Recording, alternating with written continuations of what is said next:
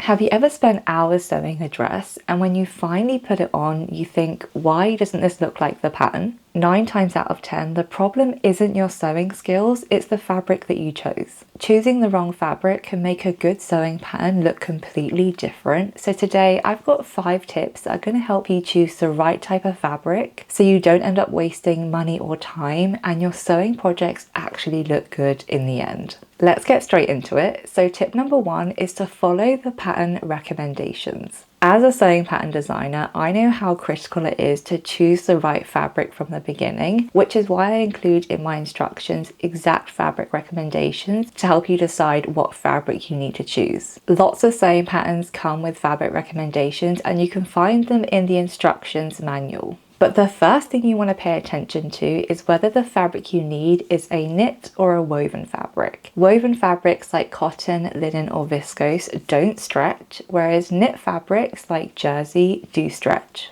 Let's say you want to sew my daisy dress sewing pattern, and for that pattern I specifically recommend cotton, linen or viscose, and that's because you want the fabric to drape really nicely on the body. If you don't know how to tell what type of fabric drapes nicely and what fabric is more structured, in a moment I'm going to go through fabric swatches that I have to show you the difference. You want to think of fabric recommendations as a starting point, and if you're a complete beginner when it comes to sewing, stick to the fabrics they recommend. I really wouldn't deviate from that unless you feel like you're a more confident sewist and you're able to tell the difference between what fabrics will work and what won't. The next tip is to pay attention to the fabric content and the drape. One of the biggest mistakes I see beginners make is ignoring the fabric content because that will play a really big part in how the final dress or garment will fit. Drape is the term that we use to see how the fabric hangs on the body and how it feels once it's worn. You'll find that some fabrics will be more soft and fluid, whereas others will be more structured and boxy.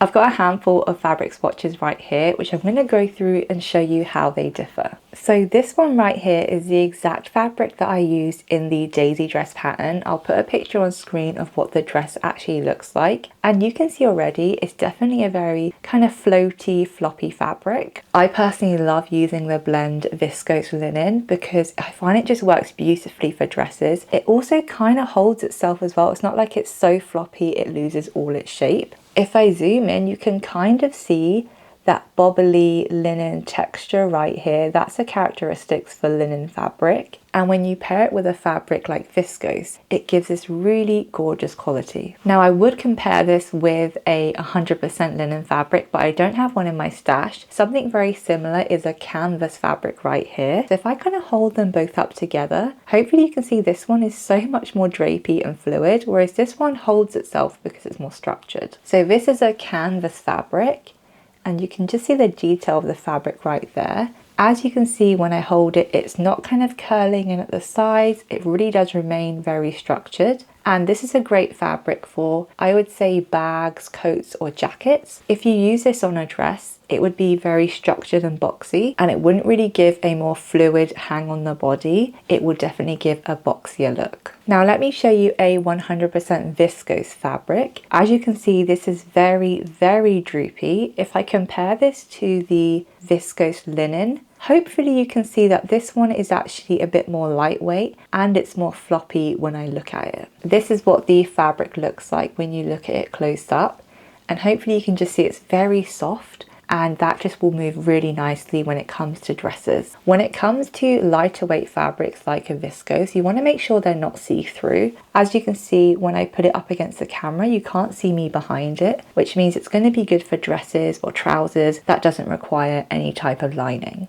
So if we look at these 3 fabrics all together and pretend this middle one is a linen, if you put the linen and the viscose together, that's when you get the viscose linen blend right here. And that's the cool thing about blends of fabric. They take characteristics and properties from both fabrics and put them into one. So this for me is the perfect type of fabric for sewing dresses with. Another way you can determine how the fabric will actually drape on the body is by looking at the GSM. The GSM means grams per square meter, and it measures the density of the fabric. When you're looking online at different fabric shops, you'll find the GSM GSM listed in the fabric description. The higher the GSM number means the fabric will be heavier and more structured, whereas the lower GSM number means it's going to be more lightweight and more fluid. If I compare the GSM number for both of these fabrics, this is the viscose linen blend and this is the canvas. You can see this one has a lower GSM number and this one has a higher GSM number. I've got a few other fabrics to show you as well. So this is a Liberty cotton lawn and this actually has a GSM of 80, I think, so it's very lightweight. As you can see, it's not actually curling around too much at the edges, but it is very, very thin and lightweight, which is good for dresses, but you might need a lining for something like this. I've got a satin crepe over here.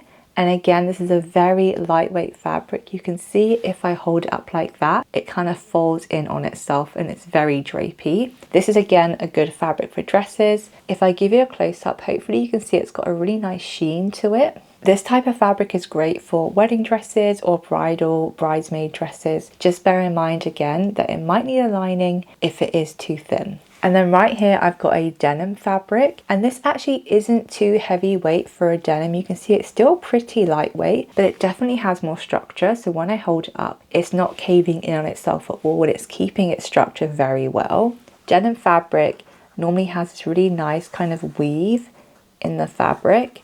And you can see that is what that looks like. This is great for dresses that want more structure, jeans, anything that just wants to hold design details that feel a bit more boxy and structured. Technically, all these fabrics are classed as dressmaking fabrics, and hopefully you can see just how much they differ. They will all create a completely different look, even if you are using the exact same pattern. And you might find that lighter weight fabrics will actually fit you differently too than heavier weight fabrics. Tip number 3 is to look at the line drawings and the pattern imagery. Now we know the different ways to check the drape of the fabric. The next simple step makes a huge difference to your sewing process. To make this easier, let's compare two different patterns. One is my daisy dress pattern and the other is my Margot pinafore pattern. They both require light to medium weight woven fabrics, but the fabric you choose here can really make a difference in how the finished dress looks. So in the Margot pinafore, we can see the general style is more boxy and structured when it comes to fit. And if you look at the bottom of the dress, the hem, you can see that the line is straight across at the bottom and there's no ripples in the fabric. This indicates that the fabric that's being used is very structured and heavy to create a straight line across. If I compare this to the daisy dress pattern and we look at the bottom of the dress, you can see here that the fabric is kind of moving around and it feels more fluid. That is indicating the fabric is more lightweight, and when you move around and wear it, it will swish around and it won't be as structured.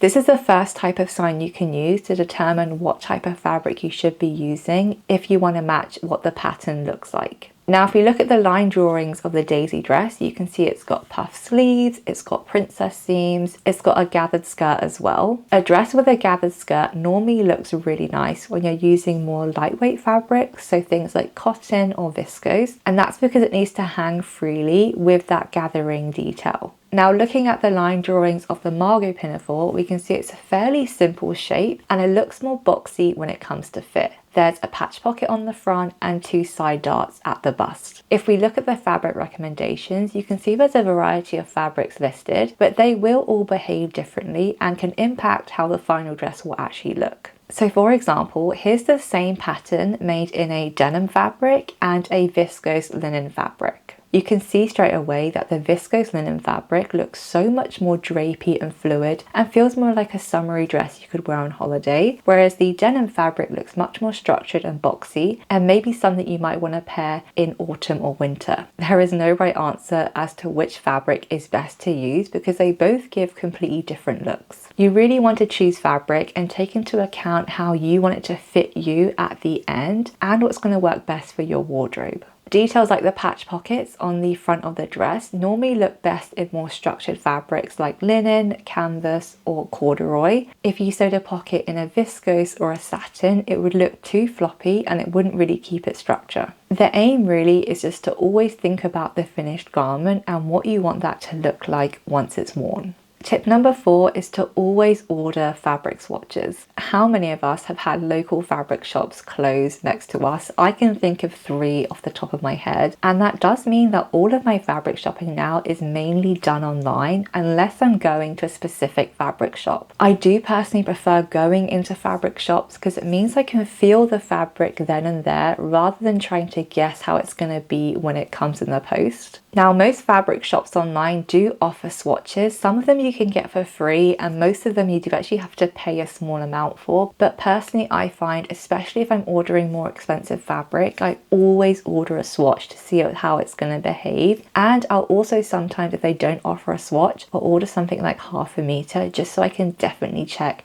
this is right for my project. It's honestly the biggest way to avoid really expensive sewing mistakes because the wrong fabric really can ruin your project. Now, when it comes in the post, you want to go ahead and check how it actually drapes. Is it too stiff? Is it too floppy? Put it against your skin, see if it feels too scratchy when you're going to be wearing it. Does it have any stretch to it when you pull it? All these things can make a big difference to the final garment. The amount of times I've bought fabric online and it looks so pretty, but when it's come to my doorstep, it looks completely different. Not only can the color look different, but the way the fabric behaves can be different too. I do find that the more fabric you play with, the easier it is to understand going forward what you like to sew with. And again, all the swatches that you buy, you can put them in a box so you have them to refer to, or you can even staple them into a book and use that as a guide too. The last tip is to don't skip these 2 essentials. Whether you're brand new to sewing or you've been sewing for years, it's so easy to rush your projects out of excitement and skip these 2 essential tips. Now, we need to remember that we all have different bodies and this will require different pattern changes that we will need to make. I personally believe that part of sewing that makes it so rewarding is to make clothes that fit us better than we can buy, and that will involve having to make personal changes to a pattern to fit our personal body. So when you look at the pattern or the model wearing it, take into account they might have made personal fitting adjustments to fit that model how it's intended, and that means you might need to do the same for your body too. So for example, let's say the dress looks really fitted at the waist on the model, but when you sew it, you notice there's a bit of excess or bagginess at the waist on you. That just tells you need to adjust the pattern pieces to fit your body. I can tell you as a sewing pattern designer, it is completely impossible to make one single pattern fit everybody perfectly, and having to do adjustments to a pattern is very normal. Take the time to make these adjustments because you'll be so much more happier with the end result. I know fitting patterns can feel incredibly daunting, which is why I always recommend to test out the pattern first on cheap fabric, also known as making a toile, and this just means you can see how it fits you. You might find you actually want to make extra changes that are different from the pattern, like raising the neckline or making the armholes lower. All these things you can do before you actually cut into your expensive final fabric. Now, the next mistake is something I always see beginner sewers make, and it really makes your projects look really poorly sewn. And all it is just remembering to iron your seams. I know how boring it can be to iron fabric and take the time to press every single seam, but it makes such a big difference in the final dress. I can always instantly tell when someone skipped this because the fabric doesn't really lay correctly, things kind of push out weirdly, the seams aren't flat, and all that can be fixed by just ironing your seams as you're going through your sewing process. So if your seams are looking weird and they're kind of sticking out or they're just not lying flat, that's a sign that you need to spend more time ironing, or even put the iron on a higher heat just so it's able to press the fabric without burning it. I hope you enjoyed these 5 tips to help your sewing projects actually look well made and look like the final pattern you're trying to make. Like I said, 9 times out of 10, the main culprit is just choosing the wrong type of fabric, and that can be easily fixed by experimenting to see what works best with you and the pattern you've chosen. Definitely let me know down in the comments what type of fabric you generally choose and love to sew with, because personally, if I had to pick, my top 3 are definitely cotton, linen and viscose, especially viscose linen blends, because I find they work perfectly for dresses and they press really well. If you have any extra tips I forgot to talk about, definitely leave them in the comment section below, and I'll see you in the next one.